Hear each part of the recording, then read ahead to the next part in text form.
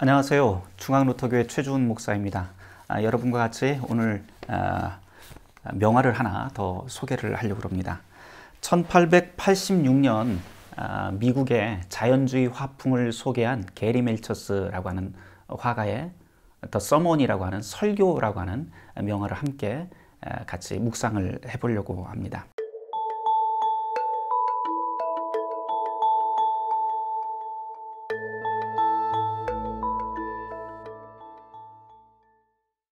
이 그림 참 재미있는 그림이에요. 일단 보시면 예배 시간인데 우리가 일반 교회 예배 시간에 흔히 볼 수 있는 광경이 여기 펼쳐져 있습니다.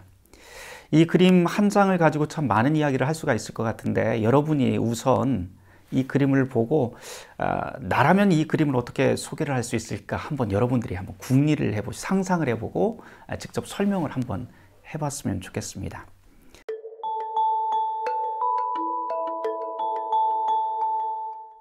제목이 설교이다 보니까 분명히 설교라고 하는 제목으로 여러 가지 이야기를 할 수가 있을 것 같은데, 여러분이 이 그림을 보면서 여러분에게 가장 관심을 끄는 그 장면이 어떤 건지 한 번 정도 생각을 해보시길 바랍니다. 아마도 어떤 분들은 남자와 여자가 이렇게 분리되어 있는 좌석이라든지, 또 설교에 집중하고 있는 교인들, 또는 손을 다소곳이 모으고 있는 맨 뒤편의 여인, 이렇게도 이야기를 할 수가 있겠지만, 대부분의 경우에는 딱 두 사람에게 눈이 가 있을 것 같아요. 누구냐면은 여러분 보다시피 두 사람이, 한 사람은 졸고 있고 한 중앙에, 그리고 한 사람은 머리에 빨간색 그 띠가 있는 모자를 두르고 있는 여인입니다. 의자가 4개씩 해서 지금 쭉 연결이 되어 있는데, 잘 보시면 의자에 번호가 매겨져 있어요. 그래서 번호가 확연히 보이는 곳이 보면 졸고 있는 여인 앞에 번호가 5번, 6번, 7번, 8번. 그래서 졸고 있는 여인은 편의상 제가 9번이라고 그렇게 이야기를 하겠습니다. 그 다음에 한 자리가 비어 있고 그 다음 자리가 당연히 11번이 될 텐데요. 이 그림에서 누가 보더라도 제일 집중할 수 있는 그 좌석은 9번과 11번입니다. 이 두 사람의 표정을 잘 보시고 과연 어떤 상황인지 설명하실 수 있을지 모르겠습니다.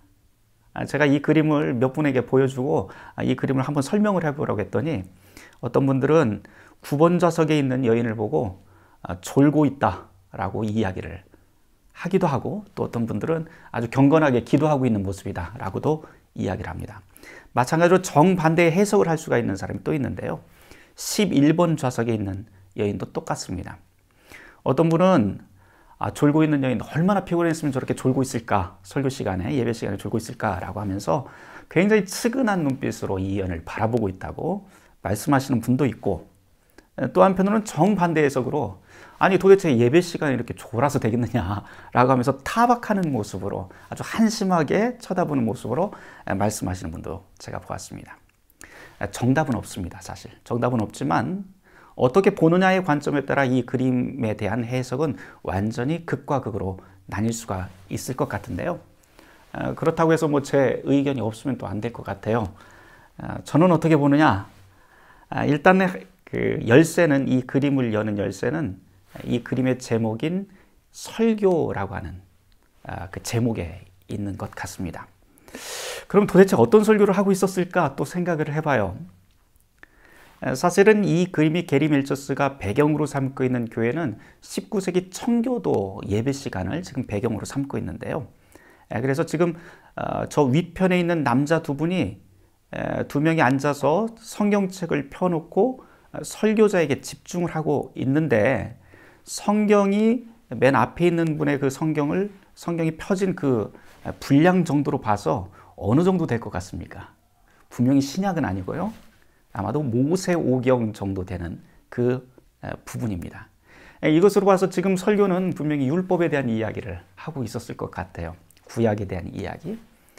구약에 대한 이야기를 한참 하고 있을 때 지금 9번 좌석에 있는 사람은 어쩌면 졸고 있는 것이고, 어쩌면 11번의 좌석에 있는 사람은 졸고 있는 사람을 율법적인 모습으로 이게 이래서 되겠느냐라고 하는 내용으로 볼 수가 있습니다.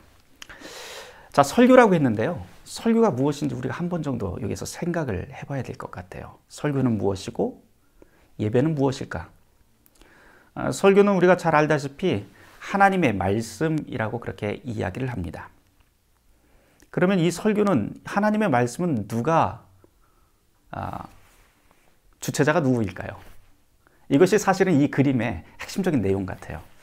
왜냐하면 지금 모두가 다 설교라고 하는 제목으로 예배 시간에 설교에 집중은 하고 있는데, 참 특이하게도 게리 멜처스는 이 하나님의 말씀을 전하고 있는 설교자를 그려놓지 않습니다. 이게 아주 중요한 맥락인 것 같은데요. 그러면서 무슨 이야기를 하고 싶었을까? 분명히 설교라고 하는 것은 하나님의 말씀을 전하는 행위일 수도 있고, 그렇지만 그 행위보다도 더 중요한 것은 하나님이 말씀을 전하신다라고 하는 것이라면, 그 하나님의 말씀 설교에서 진짜 중요한 맥락은 우리가 하나님 자신의 말씀을 듣는 것이다 라고 이야기를 할 수가 있습니다. 그러면 여기에 있는 이 모든 인물들 가운데서 이 설교 정신에 가장 걸맞는 사람은 누구일까요? 라고 하는 질문을 지금 게리 멜처스는 우리에게 던져주고 있습니다. 대부분의 사람들은 다 앞에 있는 설교자에게 다 집중을 합니다. 이게 보통 일반적인 것이죠. 네, 이곳에서 한층 한 발 더 나아가서 이 중간에 있는 9번과 11번 좌석에 있는 이 두 사람을 통해서 현대 교회 또는 오랜 역사 속에서 우리의 현실 교회에서 과연 하나님의 말씀을 듣고 있다는 것이 무슨 뜻인가라고 한 걸 우리에게 한 번 더 성찰할 수 있게 만들어줍니다. 잘 보시면 하나님의 율법이 전해지는 상황에서 졸고 있는 것이라면 어찌 생각해보면 굉장히 불경한 일로 볼 수 있고 남을 타박할 수 있는 율법의 근거가 될 수도 있습니다. 그런데 정말 하나님의 말씀이 그런 것일까요? 하나님이 우리에게 설교를 전해주신다, 말씀을 하신다라고 하는 것이 과연 누군가를 심판하고 정죄하기 위한 근거로 우리에게 말씀을 하시는 걸까? 그것은 아니겠죠. 성경이 우리에게 전하고 있는 하나님의 말씀이라고 하는 것은 죄인을 구원하기 위한 것이다 라고 그렇게 이야기를 하는데, 죄인을 구원한다고 하는 것은 스스로 구원할 자격이 없는 모든 사람들을 불러서 안식을 주고 힘을 주고 일으켜 세워주시는 하나님의 복음이 바로 설교의 핵심적인 요지입니다. 그렇게 따진다면 지금 그 빨간색의 모자를 두르고 있는 저 여인의 그 눈빛은 과히 그렇게 긍정적인 모습으로 우리가 판단하기가 힘들 것 같습니다. 굉장히 공격적이고 심판하고 율법적인 그런 모습. 이 앞에 있는 두 사람은 우리 현대 교회에서 교회 안에서 신앙의 형태를 대표하는 두 유형으로도 볼 수가 있을 것 같아요.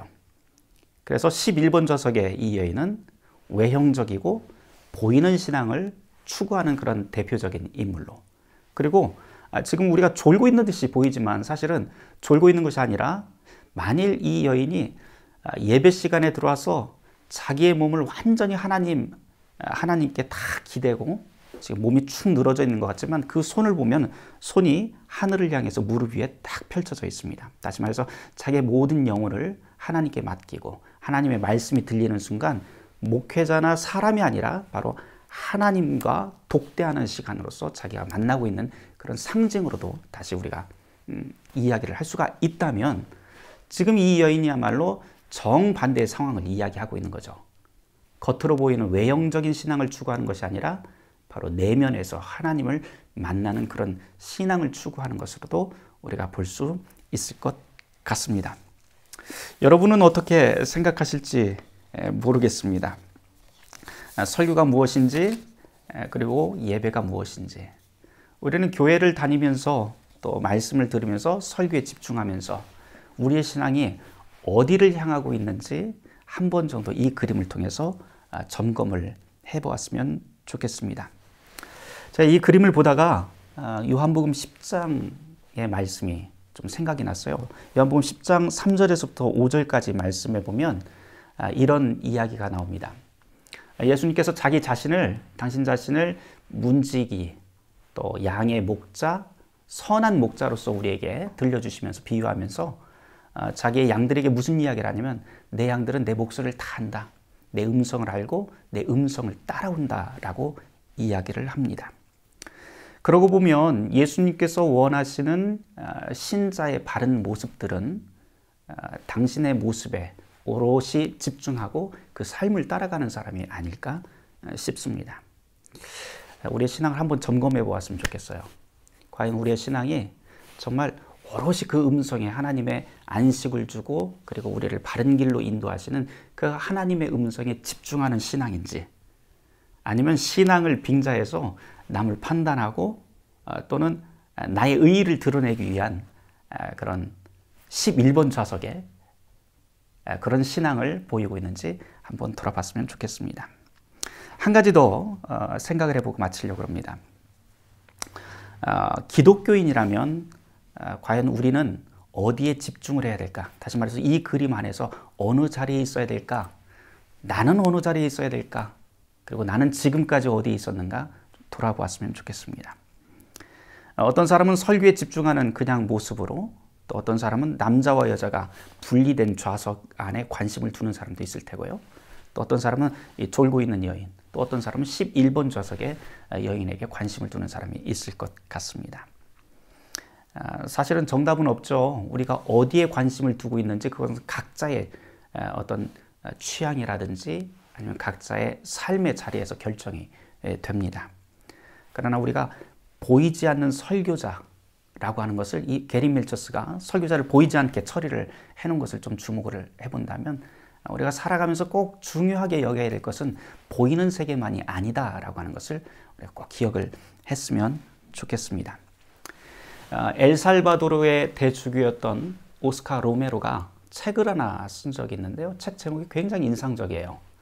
목소리 없는 이들의 목소리라고 하는 책을 써서 굉장히 큰 반향을 일으켰던 적이 있습니다.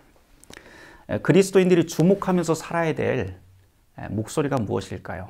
하나님의 목소리가 보이지 않지만 우리는 그 목소리에 집중하면서 그분의 목소리를 따라 살아갑니다.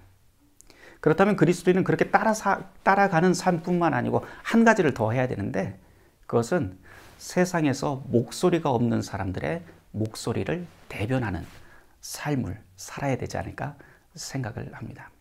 오늘 이 그림 속에서 여러분들이 이 그림을 보면서 한번 그런 생각을 해봤으면 좋겠어요. 내가 그리스도인이라면 나는 어느 자리에 있어야 되는가? 그리고 나는 목소리 없는 사람들의 목소리를 대변하는 삶을 살고 있는가? 라고 하는 것, 그것 하나만큼은 꼭 기억을 해봤으면 좋겠습니다. 감사합니다.